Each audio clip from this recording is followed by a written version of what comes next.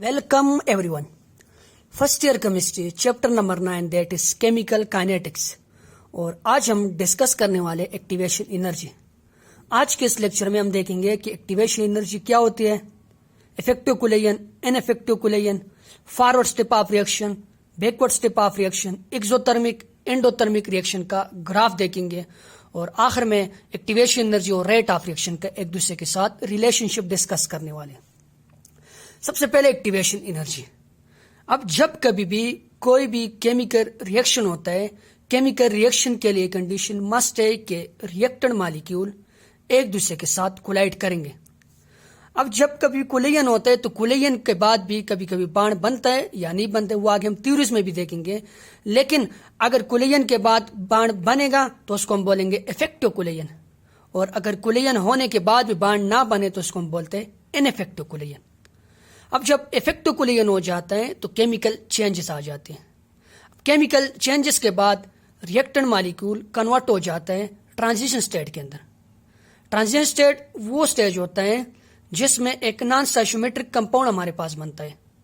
Non स्टोइचियोमेट्रिक compound वो होता है जिसमें रिएक्टेंट के दरमियान या एटम के बीच में पार्शियल बॉन्ड होता है और इट इज हाईली अनस्टेबल। उसका लाइफ टाइम कम होता है, उसको हम आइसोलेट नहीं कर सकते, वो ट्रांजिशन स्टेट होता है। और वो जो कंपाउंड होते हैं ट्रांजिशन स्टेट के ऊपर उसको हम बोलते हैं नॉन स्टोइचियोमेट्रिक कंपाउंड। अब ये जो ट्रांजिशन स्टेट है इसके ऊपर जो कंपाउंड होता है वो ना रिएक्टेंट होता है ना वो प्रोडक्ट, वो एक इंटरमीडिएट स्टेट होता है। तो फिर ये जो ट्रांजिशन स्टेट होता है, ये ट्रांजिशन स्टेट तब्दील हो जाता है, कन्वर्ट हो जाता है प्रोडक्ट के अंदर। अब रिएक्टेंट मॉलिक्यूल का ट्रांजिशन स्टेट के अंदर जो कन्वर्जन है इसको हम बोलते हैं forward step of reaction. Forward reaction नहीं, फॉरवर्ड स्टेप ऑफ रिएक्शन। और ये जो फॉरवर्ड स्टेप ऑफ रिएक्शन होता है ये स्लो होता है और एंडोथर्मिक होता है। यहां से मैं ग्राफ से भी आप लोग को समझाने वाला हूं। ग्राफ को भी हम साथ में देखते हैं, लेकिन स्लो होते हैं और एंडो होते हैं। और अब ये जो एंडोथर्मिक के लिए या ये जो एनर्जी रिक्वायर होती है ट्रांजिशन स्टेट तक जाने के लिए इसको हम बोलते हैं एक्टिवेशन एनर्जी। यहां रिवर्स स्टेप को समझाने से पहले मैं आपको यहां पर इस ग्राफ की तरफ ले आता हूं। ये जो ग्राफ मैंने बनाया ये मैंने एक्सोथर्मिक रिएक्शन का बनाया हुआ है। एक्सोथर्मिक रिएक्शन का क्या मतलब है, जिसमें रिएक्टेंट की एनर्जी शुरू में ज्यादा होती है और प्रोडक्ट की एनर्जी कम होती है। ठीक, अब यहां से आप लोग इस एक्सोथर्मिक ग्राफ को देख लो। यहां पर मैंने हीट ऑफ रिएक्टेंट या इंथैल्पी ऑफ रिएक्टेंट और इंथैल्पी ऑफ प्रोडक्ट लेके, और ये टाइम है, ये टाइम का मैंने ग्राफ बनाया हुआ है, पोटेंशियल एनर्जी वर्सेस टाइम या इंथैल्पी वर्सेस टाइम। अब अगर आप लोग इंथैल्पी ऑफ रिएक्टेंट को देखो और इंथैल्पी ऑफ प्रोडक्ट को देखो तो enthalpy of reactant is greater than enthalpy of product. अब मैंने क्या कहा है, मैंने कहा कुलेयन होगी, कुलेयन के बाद वो ट्रांजिशन स्टेट के अंदर कन्वर्ट हो जाएगी। अब ट्रांजिशन स्टेट तक जाने के लिए जो स्टेप होते हैं हमारे पास, रिएक्शन का जो स्टेप होता है, रिएक्शन नहीं रिएक्शन का जो स्टेप होता है, मैंने आप लोग का क्या कहा, मैंने कहा वो स्लो होते हैं और साथ में एंडो होते हैं। अब रिएक्टेंट मॉलिक्यूल के अंदर तो अपनी भी एनर्जी होती है, यहां से मैं आप लोगों को बाद में बताने भी वाला हूं। लेकिन रिएक्टेंट मॉलिक्यूल जब कोलाइड करेंगे तो वो एक्टिवेशन एनर्जी का जो बैरियर है उसको टच करेगा या क्रॉस करेगा। ये हमारे पास जो टॉप पॉइंट होता है, ये एक्टिवेशन एनर्जी का जो टॉप पॉइंट है। यहां पर हमारे पास ट्रांजिशन स्टेट होती है और हाईली अनस्टेबल स्पीशीज यानी ट्रांजिशन स्टेट के अंदर जो नॉन स्टोइचियोमेट्रिक प्रोडक्ट होते हैं वो हमारे पास यहाँ पर होते हैं। अब रिएक्टेंट का यहां से यहां तक आना, ये जो प्रोसेस है ये स्लो होता है, पहली बात। और दूसरी बात ये होता है ये एंडो होता है, यानी हीट इसने लेना होगा। रिएक्शन आप लोग एक्सो या एंडो वो तो बाद में डिसाइड होगा, लेकिन एक्टिवेशन एनर्जी तक जाने के लिए जो एनर्जी होगी वो ये लाजमी है कि ये एब्जॉर्ब करेगा, यानी एंडोथर्मिक स्टेप होगा ये रिएक्शन का। तो मैंने क्या कहा, मैंने कहा रिएक्टेंट का ट्रांजिशन स्टेट तक जाना एंडो होता है और स्लो होता है, यहां तक स्लो होता है। और इसके बाद जो आपके पास रिएक्शन होता है वो एक्सो होता है। रिएक्शन क्या होते हैं, वो एक्सो होते हैं। और ये जो स्टेप होते हैं इसको हम बोलते हैं एक्सोथर्मिक स्टेप, और ये फास्ट होता है और एक्सो होता है। ये मैंने एक ग्राफ जो बनाया ये एक्सोथर्मिक रिएक्शन के लिए बनाए, टाइम वर्सेस इंथैल्पी का। तो यहां से फिर हम दोबारा आते इस तरफ। मैंने क्या कहा कि रिएक्टेंट का ट्रांजिशन स्टेट के अंदर कन्वर्ट होना स्लो स्टेप है, क्योंकि ऊपर तक जाने के लिए आप लोगों ने इसको एक्टिवेशन एनर्जी देनी होगी। और वो एक्टिवेशन एनर्जी जब हम हीट देंगे तो रिएक्शन हीट के बाद वो एंडोथर्मिक यानी हीट एब्जॉर्ब करके एक्टिवेशन एनर्जी के बैरियर को टच करेगा। ये स्लो होते हैं और एंडो होते हैं। अब जब नॉन स्टोइचियोमेट्रिक कंपाउंड बन गया, ट्रांजिशन स्टेट बन गया, ये ट्रांजिशन स्टेट हाईली अनस्टेबल होती है, इसका लाइफ टाइम भी बहुत कम होता है, ये एकदम प्रोडक्ट के अंदर कन्वर्ट हो जाते हैं। तो मैंने क्या कहा कि ट्रांजिशन स्टेट से प्रोडक्ट के अंदर जो कन्वर्जन है it is reverse type of reaction, और ये जो रिवर्स टाइप ऑफ रिएक्शन है इट इज एक्सो, और एक्सो के साथ साथ फास्ट होता है। और मैंने क्या कहा है कि रिएक्टेंट जो होते हैं वो एक्टिवेशन एनर्जी गेन करते हैं फ्रॉम देयर काइनेटिक एनर्जी, क्योंकि रिएक्टेंट मॉलिक्यूल के अंदर एक्टिवेशन एनर्जी के साथ साथ काइनेटिक एनर्जी भी होती है, जो ये मूवमेंट की वजह से या कोलिजन की वजह से होती है। अब यहां से हम इसको एक्सप्लेन करने वाले हैं। मैंने एक रिएक्शन लिया हुआ है जिसमें दो रिएक्टेंट है, एक ए है और दूसरा बी है। अब इन रिएक्टेंट मॉलिक्यूल के अंदर काइनेटिक एनर्जी होगी, इसके अंदर भी काइनेटिक एनर्जी है। तो काइनेटिक एनर्जी जब इन दोनों के अंदर होगी तो ये एक दूसरे के साथ कोलाइड करेंगे।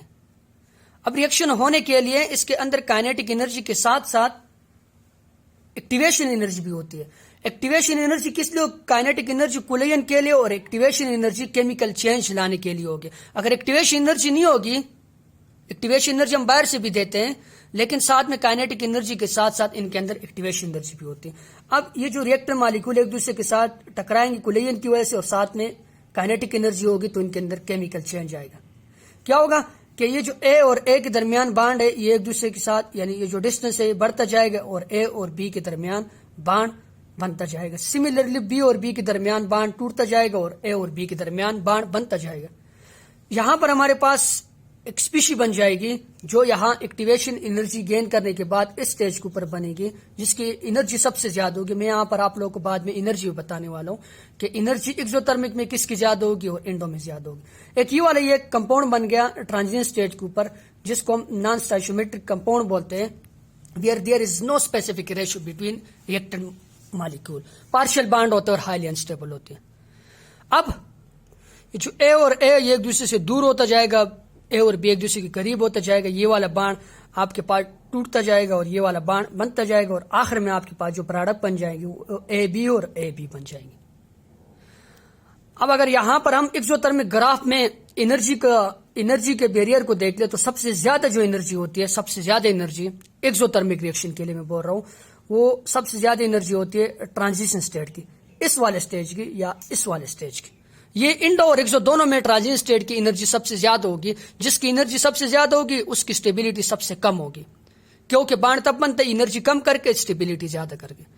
और अगर दूसरा आप लोग देख लो तो इंथैल्पी ऑफ रिएक्टेंट उसके बाद है HR है एक्सो के केस में, इंडो के केस में ये अपोजिट हो जाते। और दूसरा और जो सबसे कम एनर्जी है वो किसके? वो इंथैल्पी ऑफ प्रोडक्ट यानी P है। यहां पर इंथैल्पी ऑफ प्रोडक्ट और इंथैल्पी ऑफ रिएक्टेंट को अगर आप लोग देख लो तो प्रोडक्ट की एनर्जी क्या है? कम है और रिएक्टेंट की एनर्जी ज्यादा है। तो प्रोडक्ट ने क्या किया? एनर्जी रिलीज के, यानी डेल एच जो है आपके पास वो एज अ होल क्या आ रहा है? वो नेगेटिव आ रहा है, यानी रिएक्टेंट की ज्यादा और प्रोडक्ट की कम है। ये वाला हमारे पास प्रोडक्ट बन गया। अब एक्टिवेशन एनर्जी को तो हमने डिस्कस ही नहीं किया कि एक्टिवेशन एनर्जी होती क्या है। यहां पर मैंने एक्टिवेशन एनर्जी की डेफिनेशन लिखी हुई है और फिर मैं नोट से आप लोगों को समझाने वाला हूं कब कम होगी, कब ज्यादा होगी, रिएक्शन कब ज्यादा होगा, रेट कब कम होगा। इसकी डेफिनेशन मैंने ये लिखी हुई है, इसको रिप्रेजेंट किया जाता है EA से, activation energy. It is the energy possessed by reactant molecule. ये रिएक्टेंट मॉलिक्यूल की वो एनर्जी है in addition to its kinetic energy. और साथ में काइनेटिक एनर्जी और एक्टिवेशन एनर्जी किसी भी रिएक्टेंट मॉलिक्यूल के अंदर दोनों साथ साथ होती है। And this kinetic energy is required for chemical change, R for effective collision, R for conversion of reactant into product. Kinetic energy ने एक्टिवेशन एनर्जी। काइनेटिक एनर्जी तो मैंने क्या कहा? काइनेटिक एनर्जी कोलिजन के लिए और एक्टिवेशन एनर्जी किसके लिए होगी? केमिकल चेंज लाने के लिए। ये काइनेटिक एनर्जी के साथ साथ किसी भी रिएक्टेंट मॉलिक्यूल के अंदर होती है जो उसको केमिकल चेंजेस लाए, यानी रिएक्टेंट होता है उसको कन्वर्ट करता है ट्रांजिशन स्टेट के अंदर। किसके अंदर? ट्रांजिशन स्टेट के अंदर और इफेक्टिव कोलिजन के लिए। इन इफेक्टिव कोलिजन के रिजल्ट में आप लोग के पास अगर एक्टिवेशन एनर्जी होगी भी तो प्रोडक्ट नहीं बनेगा, उसके लिए तो अलग कंडीशन है।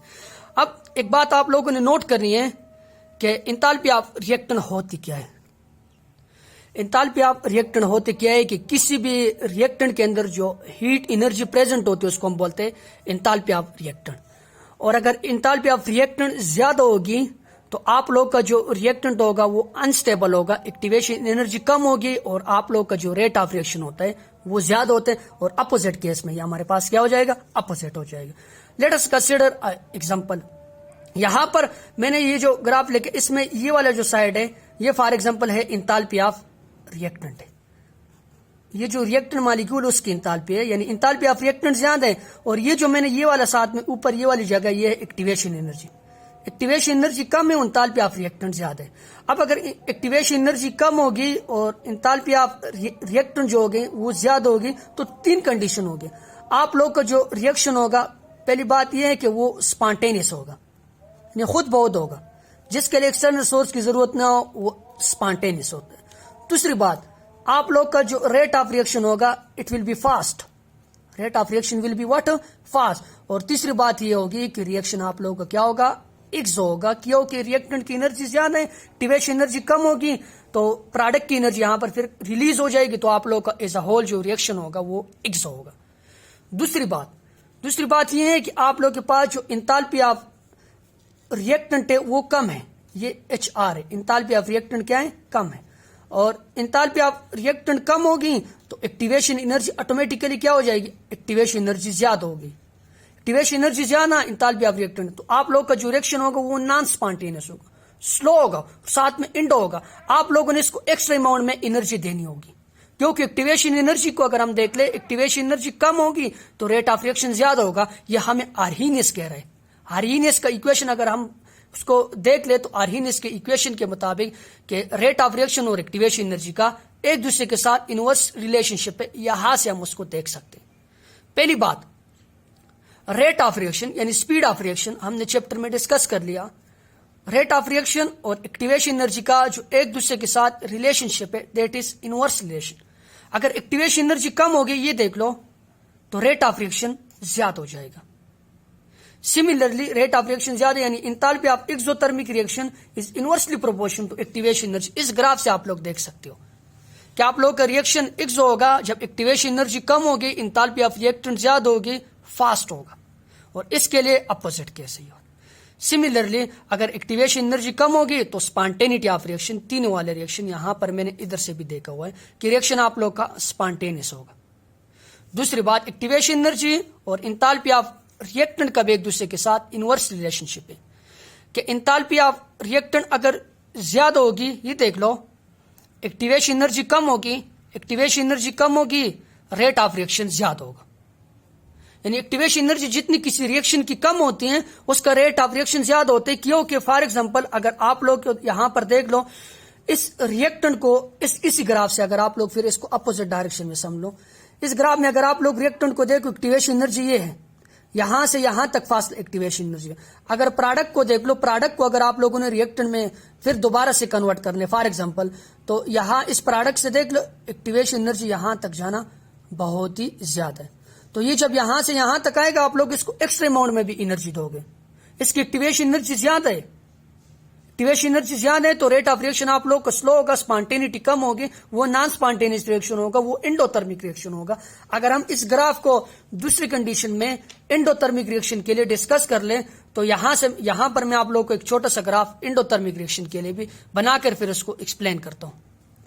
अगर आप लोग इस ग्राफ को देख लो, ये मैंने ग्राफ बनाया हुआ है, ये रिएक्टेंट की हीट है, ये टाइम है, टाइम के साथ रिएक्शन हो रहा है, ये एनर्जी बैरियर है, और यहां पर आप लोग की एक्टिवेशन एनर्जी। अब रिएक्टेंट मॉलिक्यूल को यहां से यहां तक जाना होगा, लाजमी है कि जाना होगा, क्योंकि एक्टिवेशन एनर्जी टच करना लाजमी है, क्रॉस करना लाजमी है, तब रिएक्शन होगा। और यहां से यहां तक जाने के लिए लाजमी है कि ये एनर्जी एब्जॉर्ब करेगा, चाहे वो इंडो हो चाहे वो एक्सो हो। लेकिन ट्रांजिशन स्टेट तक जाने के लिए हमेशा के लिए मैंने क्या कहा, ये फॉरवर्ड स्टेप ऑफ रिएक्शन है, रिएक्शन फॉरवर्ड नहीं है, स्टेप फॉरवर्ड है। ये इंडो होता है और स्लो होता है। अब आप लोग के रिएक्टेंट जो मॉलिक्यूल है उसको यहां से यहां तक जाना होगा, उसके बाद उसने एनर्जी रिलीज करनी है या एब्जॉर्ब करनी है, वो बाद में डिपेंड करेगा। ये बाद वाला फिर क्या होता है, एक्सो होता है और फास्ट होता है। अब ये आप लोग का प्रोडक्ट है, ये एक्टिवेशन एनर्जी है, ये रिएक्टेंट है, इसने यहां से यहां तक जाए, ये एंड है, क्योंकि एक्टिवेशन एनर्जी क्या है, एक्टिवेशन एनर्जी यहां पर ज्यादा रिक्वायर है। प्रोडक्ट को अगर आप लोग देख लो तो प्रोडक्ट ऊपर है, प्रोडक्ट की एनर्जी ज्यादा है, रिएक्टेंट की एनर्जी कम है, प्रोडक्ट की एनर्जी एब्जॉर्ब की हुई है। आप लोग के पास डेल HR जो है, इंथैल्पी ऑफ रिएक्शन जो है, वो किस किस के बराबर है, वो बराबर enthalpy of product HP minus enthalpy of कौन, इंथैल्पी ऑफ रिएक्टेंट। और इंथैल्पी ऑफ प्रोडक्ट ज्यादा है इंथैल्पी ऑफ रिएक्टेंट से, तो एज अ होल आप लोग के पास जो इंथैल्पी ऑफ रिएक्शन है इट इज पॉजिटिव। और अगर हम एनर्जी को यहां पर देख लो तो एनर्जी तो एज अ होल जो भी हो, इंडो या एक्सो है, मैंने बता दिया ट्रांजिशन स्टेट की सबसे ज्यादा, उसके बाद प्रोडक्ट की इंडो वाले केस में, और उसके बाद रिएक्टेंट की। तो यहां तक जाना लाजमी है।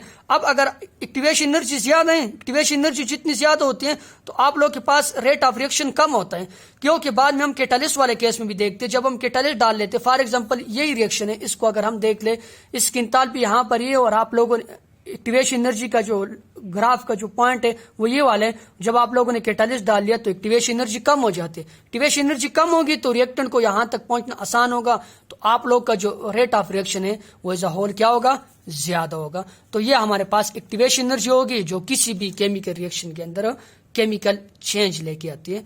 Thank you for watching my videos.